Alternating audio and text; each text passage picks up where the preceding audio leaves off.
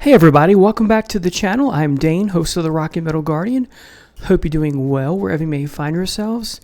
If you're in the triple digits like I am here in Louisiana, man, you got to stay hydrated, stay safe, stay hydrated. Today's episode is called Never As Good, Band Members Who Left Their Bands to Go Solo. And so as you'll see today, for some of these artists who go solo from their bands, their careers never as good as when they were in the band, hence the title. Now, for most of these artists, let me give the premise, the parameter, that nowhere am I saying for most of these that their career wasn't successful. What I'm saying is simply, in my humble opinion, it just doesn't resonate. It lacks a certain something when it comes to when they were in a band. Just not as good. There's something that's missing, and I'll focus more on that at the end of the video or towards the end. So again, most of these, I'm not saying their careers weren't successful, based on sales, that kind of thing, popularity. But again, from my perspective, and my perspective only, just wanted to share that it's just not as good. All right. Now, as you'll see, for a few of these, I will go as far to say that their career was not successful. Okay, now, when it comes to solo artists, there are essentially two types for the most part. One is the solo artist who was always a solo artist, or as close to always being a solo artist. And what I mean by that is they may have been in a band, but their career as a solo artist overshadowed when they were in a band. Think Billy Joel, and I'll come back to him later. Billy Joel's known for being in the band Attila, but let's face it, his solo career just dominates and overshadows what he did in Attila by leaps and bounds. So, I don't know if Joni Mitchell was in a band before her solo career, and if she was, okay, but we know and love her, if you're a fan like me, from her solo career. So that's what I mean by always a solo artist, or they're known mostly for being a solo artist. They weren't in a band that was widely recognized. Okay, so that sort of thing. And then, of course, the second type of solo artist is the person or individual who was in a band and then left and went to go solo. So let's talk about the type of solo artist who was always a solo artist for a minute. Elvis Presley, Prince, Bob Dylan, Elton John, David Bowie, Bruce Springsteen, Frank Sinatra, Johnny Cash, Billy Joel with an asterisk because of Attila, Tom Petty, Stevie Ray Vaughan, Chuck Berry, James Brown, Little Richard, Marvin Gaye, Sam Cooke, Otis Redding, Al Green. Those are the big four of R&B, if you ask me. Stevie Wonder, Bob Seger, Elvis Costello, Frank Zappa, Barbra Streisand, Adele, Taylor Swift, Meatloaf. Okay, so I'm also going to touch upon today the exception to the rule, the artists who were originally in bands and went solo who wildly successful. All right, so let's get started with artists who went solo. And keep in mind, I'm also including artists who stayed in their bands but put out a solo record. So keep that in mind. All right, so let's get started. And I have a long list of artists here. Let's start with Geddy Lee. So he's one, stayed in his band, but he did put out a solo album while Neil Peart was in absentia because of the crisis of losing two family members back to back or within 6 months. And I tried, and went into like my favorite Headache, the album he did with Ben Mink, who appears on the Signals album. And I've listened to it so many times, hoping that something would click, and nothing did. Essentially, I give up. Again, I don't want to brainwash myself or condition myself. I probably listened to that album 20 times, and it still didn't click, so no brainwashing accomplished. Alex Lifeson, his solo record Victor, again, nothing appealed to me there. The lead singer there, I can't even remember his name, kind of a poor man's Geddy Lee.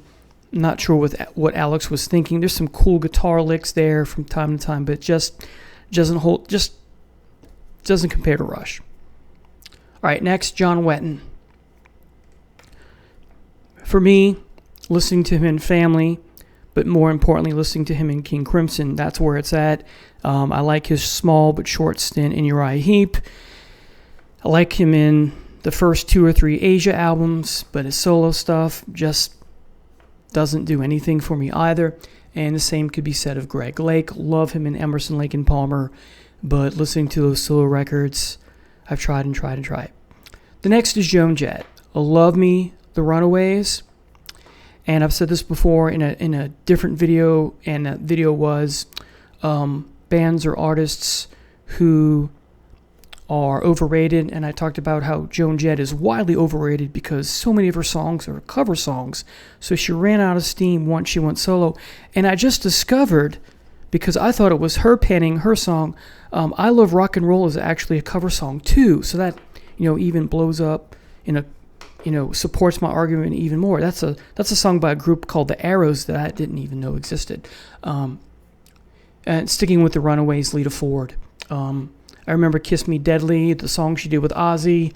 A teenager so wanted to like her solo stuff. I always find myself wanting to listen to the Runaways more than Joan Jett or Lita Ford's solo albums. Now, this next one may be considered blasphemy, but I have to say it. There's some... Well, let me go back to Geddy Lee and Alex Lifeson. I would say that their solo albums are pretty much unsuccessful. John Wetton and Greg Lake as well. Joan Jett is considered successful, but I doesn't compare to the Runaways. Same thing with Lita Ford. Robert Plant now has a very big, successful solo career. I cannot listen to Pictures at 11 anymore with hearing how dated it sounds, but I do like Now and Zen. I do love Manic Nirvana. Those are his 2 best solo works. I think that's him at his peak. I do like the second album, the sophomore effort with Big Log. That is one of my favorite solo songs and slow songs of all time. And I do like Lay Down Your Arms. It's a very good album considering you have Peter Collins. You have Phil Collins on drums, but the follow up to that, Shaken and Stirred, is just okay. And then once you get out of Manic Nirvana, the stuff is just the whole world music. There's some good things here and there, but overall, doesn't compare to Led Zeppelin. And maybe the theme of this, or the lesson to learn, is maybe it's not supposed to. Maybe that's not such a bad thing. But for me, in many cases, it is a bad thing, like Geddy Lee, Alex Lifeson, John Wetton, Greg Lake, Joan Jett, Lita Ford. Robert Plant, I get. Chris Robinson and Rich Robertson, they're solo. There's some interesting stuff. Train Robbery on Chris Robinson's second solo album is amazing. That second album, I can't remember the name of it. There's a picture of him on the cover, but it's blurred and twisted and bent out of shape kind of on purpose. But I like that album, and I do like his first solo album. I don't like much at all from Rich Robinson, but again, the Black Crowes, much better than those 2 solo efforts by those 2 brothers. Peter Frampton, known for Frampton Comes Alive, and those first 4 solo albums after leaving Humble Pie, there's some good stuff there. But then you get into the follow-up to the live album, I'm In You, and I like the title track, and there's another song that eludes me that I like, but after that, there's really a falling off. And I know Peter Frampton was in the works of getting back together with Steve Marriott, but unfortunately Steve Marriott died in that house fire. Speaking of Steve Marriott, some good solo stuff, but there's nothing great or stellar in his career solo-wise. So, again, what Frampton and Marriott do solo-wise doesn't hold a candle to their time in Humble Pie. What could have been, right? Phil Collins. Wonderful in Genesis, up to a point, I would say, up to and including maybe, and then there were 3. And then after that, I'm losing interest. I love Trick of the Tail. I like very much. Wind and Wuthering, there's a couple songs I don't like, but once Steve Hackett leaves the band, there's some magical moments on, and then there were 3. Duke, there's too much bombast in a bad way. It's just my cup of tea, too soft, and then everything after that, for the most part, there's a song here or there that I like, but just too commercial. And Phil Collins doing Motown, and I like In the Air Tonight and a couple other songs, but overall a lot of things sound like a beer commercial, Tonight, and even some of the Genesis songs have that. That might even be a Genesis song. See how the two blur? So that late Genesis Phil Collins solo, that just doesn't do anything for me. John Paul Jones, I really like some of his solo work, but again, compare it to Zeppelin, doesn't hold a candle. And speaking of Led Zeppelin, Jimmy Page. You have the Lucifer Rising soundtrack, which is okay. You have the Death Wish stuff, doesn't do much for me. And talk about a person who, after Led Zeppelin breaks up, whether willingly or no, sabotaged their career, or just, who knows if he sabotaged his career. And I love the fact that he spent so much time, remastering the Zeppelin stuff, but in one case, he remastered the live album. The song remains the same 3 different times. After the second time, that's all you needed. Maybe that's a video for another day, but what a waste of talent. Him and Ace Frehley really wasting their talents after they leave their respective bands for whatever reason, whether breakup or internal strife, that kind of thing. So look, that first Jimmy Page solo album, if it's the first or others, Outlander or Outlier or something like that. It's decent. So Freddie Mercury, nothing he does solo wise does anything for me, and I'll unfortunately leave it at that. Sting, I'm not the biggest Police fan, but if I have to choose between the Police and Sting, I'm gonna choose the Police every time. Now I do like the lyrics to Fortress Around Your Heart, I believe. The lyrics go something like this. I had to stop in my tracks for fear of walking on the mines I laid. What great lyrics. He's a great songwriter. But the music for me does not captivate me. Ian Gillan, whether we're talking about Ian Gillan Band or Gillan, the most known of the 3, and then Ian Gillan's solo career, like the album Toolbox, that sort of thing. A friend of mine told me years ago, man, you got to listen to Toolbox. I listened to it, and I'm like, I'm not getting it. So Gillan, liked him in Black Sabbath, liked him in Deep Purple, up to a point, a House of Blue Light, and then as much as I wanted to like Gillan, which is the big one of the 3, as I said, just not much there for me to like. Excuse me.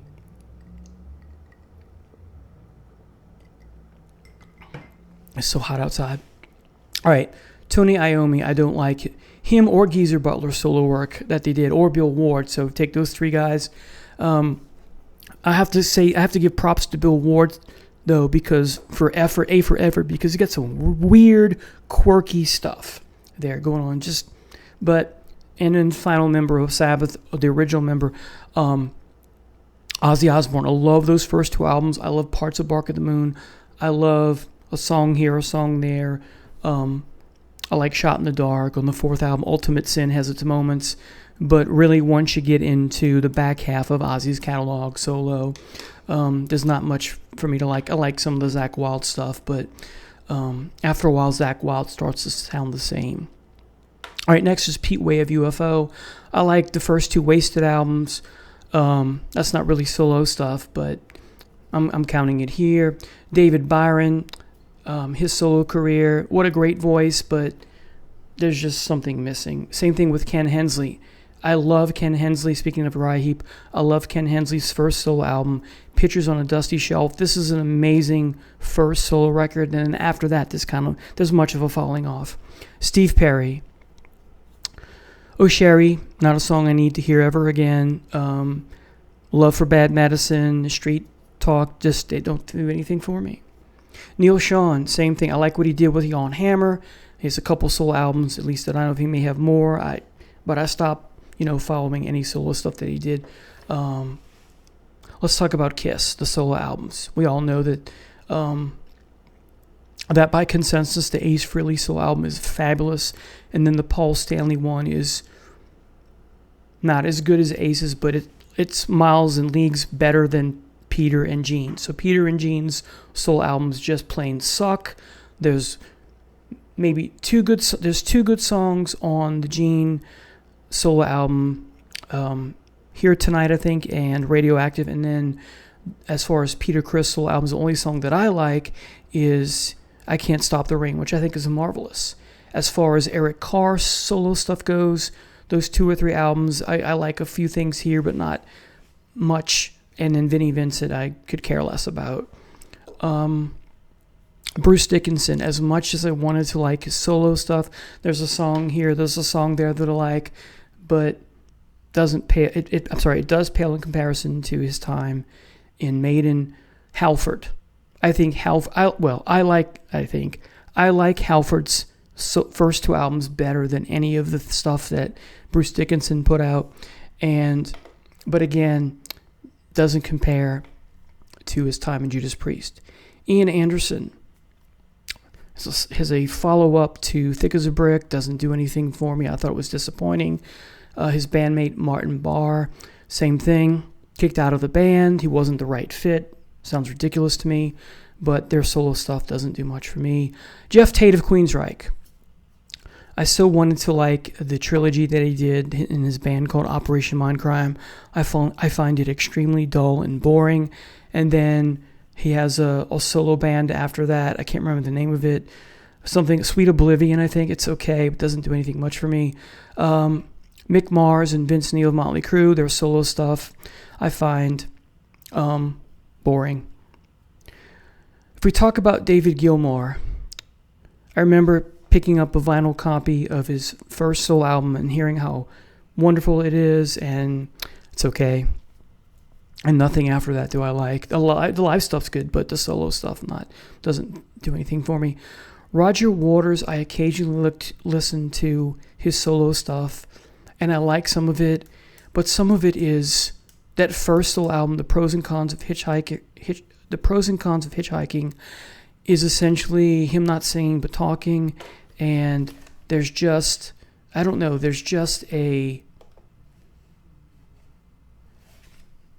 an element missing, and I can't put my finger on what it is. Oh wait, no Gilmour, no Nick Mason, no Richard Wright. Kerry King, I liked the first time I heard his solo effort, came out recently. Then I listened to it a couple more times, and I'm thinking to myself, it's okay, but it pales in comparison to Slayer. Lou Gramm of Foreigner. I like the song Midnight Blue, should have been a Foreigner song, but the rest of his solo stuff doesn't do anything for me. Now the next one I do like quite a bit, Jerry Cantrell's solo stuff, but again pales in comparison to his efforts in Alice in Chains. Chris Cornell, Soundgarden, Nothing Compares to You makes me cry, but other than that, there's nothing much for me to like there. David Lee Roth. I know a lot of people that I know, and just people who talk on the internet, YouTube, that sort of thing, love Eat 'Em and Smile. And then the one where he's on the cover, Mountain Climbing, the EP, Crazy from the Heat. Nothing there does anything for me. Rick Emmett of Triumph. Difficult stuff to find, actually, and I've heard some of it, but just not my cup of tea. Let's talk about the members of the Beatles. There's some really good stuff from McCartney. There's some really good stuff from Lennon. McCartney's better of the two. Not a big fan of anything past All Things Must Pass from George Harrison. A song here, a song there, but not much. I don't like anything from Ringo. I've wanted to, but it just doesn't do anything for me. So I think McCartney wins of the Fab Four with respect to solo albums. But again, how do you top the Beatles? You can't. Same thing with the Stones. Mick Jagger and Keith Richards does some good stuff, especially with Jagger, but again, the Stones are king when it comes to comparing them to their solo works. Ronnie James Dio in Dio, with the exception of that first album, and then the second was a little bit, let's face it, the second album, Last in Line, pales in comparison to the masterpiece that is Holy Diver. So Holy Diver is a masterpiece. Last in Line is very good. And then there's some other very good stuff like Killing the Dragon and Strange Highways, and Lock Up the Wolves. But compared to his stint in Rainbow and Black Sabbath, his solo work, with the exception of his first album, pales in comparison. Buck Dharma, solo album, Blue Oyster Cult, doesn't do anything. Ann Wilson, nothing in her solo career do I like. Iggy Pop, there's some okay stuff, but I loved him in the Stooges. Michael Schenker, this is blasphemy. For me personally, there was not much to like at all in his Michael Schenker group or Macaulay Schenker, whatever form of MSG, and going forward with that just doesn't do anything for me. Love this stint in UFO and Scorpions, brief as it was. Eric Clapton, amazing in Cream, and then he goes solo and he gets really soft. Yet he complained about when he left the Yardbirds because they went pop, but he goes pop, so. Peter Green, Fleetwood Mac, there's some cool stuff solo-wise. Got the Tiger on the cover. That's his best solo work, but I really pales in comparison to what he did in Fleetwood Mac. Peter Gabriel, love those first 4 albums, but after that it gets way too commercial and soft for me, but pales in comparison to what he did in Genesis. Again, maybe that's what it's supposed to be. Geezer Butler I mentioned. John Lawton, Uriah Heep. Liked him in Lucifer's Friend, love him in Uriah Heep. His solo stuff, very in this, not similar sounding to Greg Lake and John Wetton, but there's a lot of solo stuff. I'm just not loving it. John Anderson of Yes, that first solo album is wonderful with the glider on the cover. I always forget the name of it, but after that, not much for me to like. Patrick Moraz, same thing. Steve Howe, Rick Wakeman. I like a couple albums from Rick Wakeman. Journey to the Center of the Earth. The Wives of King Henry VIII, but other than that, Joe Perry Project, never got into them, unfortunately. Brian Eno, I love Here Come the Warm Jets, but just not my cup of tea after that. Too ambient. Brian Ferry, don't like his solo career at all. Syd Barrett, there's some good stuff in those 2 solo albums, Opal, The Madcap Laughs. And then there's one called Barrett, which is kind of I may be mixing up Barrett with Opal, but anyway, 3 solo albums, sort of. There's some good stuff there, but pales in comparison to his 2 albums with Pink Floyd. Roger Daltrey and Pete Townsend. I like Roger Daltrey's Vicar album, and that's all I like. Pete Townsend does nothing in his solo career that I like, unfortunately. Grace Slick, nothing in her solo career that I like either. So these are the artists that I think of the most, that most of these had successful careers, or maybe 80% of them, or 75. I didn't do the math here, but I like a lot of this stuff, but it just pales in comparison. I failed to mention Don Henley. I like a couple songs. I don't like Don Henley as a person, but that's a story for another day. But his solo stuff compared to what the Eagles were, pales in comparison. Same thing of Glenn Frey. Same thing with respect to Randy Meisner. Same thing with respect to Don Felder. See a pattern here. All right, here's some exceptions. Solo careers that are as good as when they were in bands or close to. Steve Hackett, KK Downing and KK's Priest. Matt Pike only has 1 solo album, but man, is it a doozy. Rod Stewart, love his solo stuff up to a point, and his stuff Stint in the Faces. Phil Lynott, those 2 solo albums I really love. David Coverdale's 2 solo albums, only 2, but North Winds and Whitesnake, they're great. Ian Hunter, an exception to the rule, great solo artist after leaving Mott the Hoople. Yngwie Malmsteen leaves Steeler, and those first 3 Malmsteen albums are where it's at for the most part. Sammy Hagar, great solo work. Neil Young, great solo work. Maybe Stevie Nicks. I have to think more about that. I have her in parentheses, but maybe those first 3 solo albums are great. Alice Cooper becomes Alice Cooper, right? Joe Walsh, I like a lot of his solo stuff. Lou Reed, very successful, and I do like much of his stuff after he leaves Velvet Underground. In fact, I like Lou Reed's solo work more than I do the Velvet Underground. Janis Joplin, she leaves Big Brother and Holding Company, and Wow, my favorite album by her. got them old cosmic blues. Michael Jackson leads the Jackson 5, grows up, becomes a man, and the rest is history. The next person, Robin Trower, leaves Procol Harum, and boy, what a solo career. Bill Bruford, wonderful drumming solo career. And I mentioned Billy Joel, even though he was in Attila, I'm going to include him here because for the most part, Billy Joel we recognize as a solo artist. So there you have it, folks. These are the artists who left to go solo, and I wish many of them, if not all of them, would have stayed, or had they not done the solo record, even if they were still in their band, like Geddy Lee and Alex Lifeson, as an example. Now, what it boils down to, in my humble opinion, is why is the solo career often never as good as when they were in a band? It boils down to two words: chemistry and synergy. Thanks for watching. Take care. God bless. Bye now.